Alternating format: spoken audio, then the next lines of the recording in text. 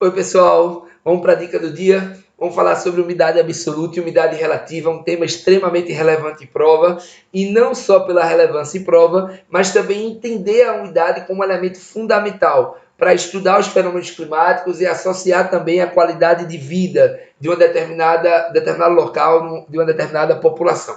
E aí eu gostaria que a gente pudesse refletir o que é a umidade absoluta. A gente sabe que a umidade absoluta se refere à quantidade de vapor de água que tem na atmosfera.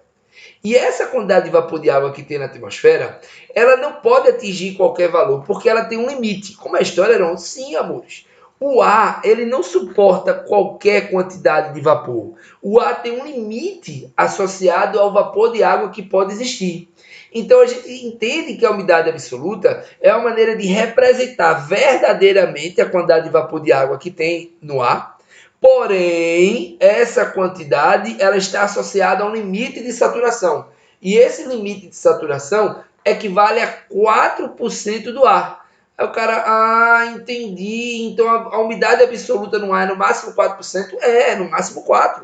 A partir disso começa a precipitar.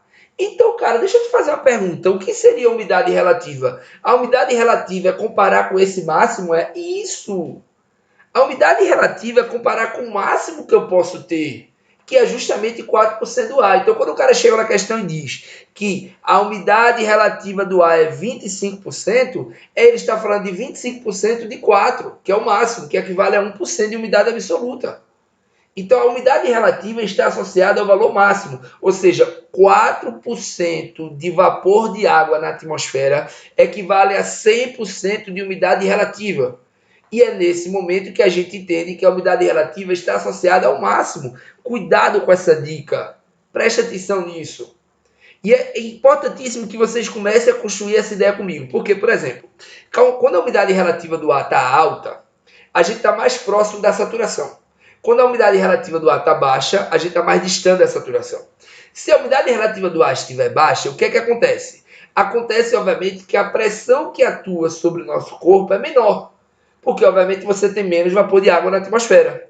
E aí o que é que acontece? Você tendo menos umidade, você passa a ter mais ressecamento da pele, mais ressecamento das vias nasais, você começa, obviamente, tendo menos pressão a transpirar com mais facilidade, porque para o líquido evaporar, ele vai evaporar precisando vencer a pressão que atua sobre ele. Se existe uma pressão que atua sobre ele, e essa pressão é menor, ele escapa com mais facilidade.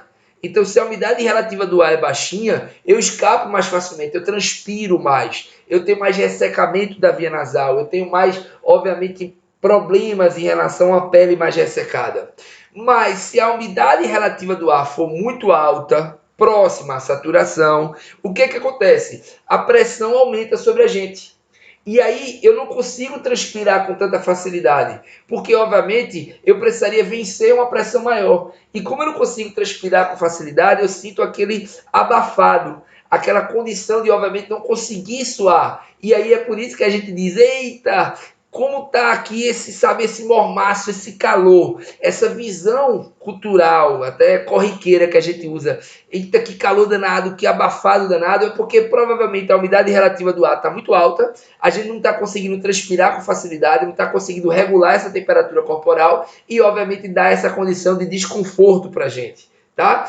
E é claro, em locais de maior umidade, a amplitude térmica, ou seja, da menor e da maior temperatura, ela costuma ter uma variação menor. Em locais onde a umidade é menor, essas temperaturas elas variam mais. Sabe por quê? Porque a água ela conserva o calor por mais tempo. Então, em função de, obviamente, você ter uma maior umidade, você ter um maior vapor de água na atmosfera, você consegue conservar esse calor por mais tempo, fazendo com que essa amplitude térmica não seja tão significativa, por exemplo, entre o dia e a noite, certo? Então, pega essa dica maravilhosa. Um abraço aí para todos vocês.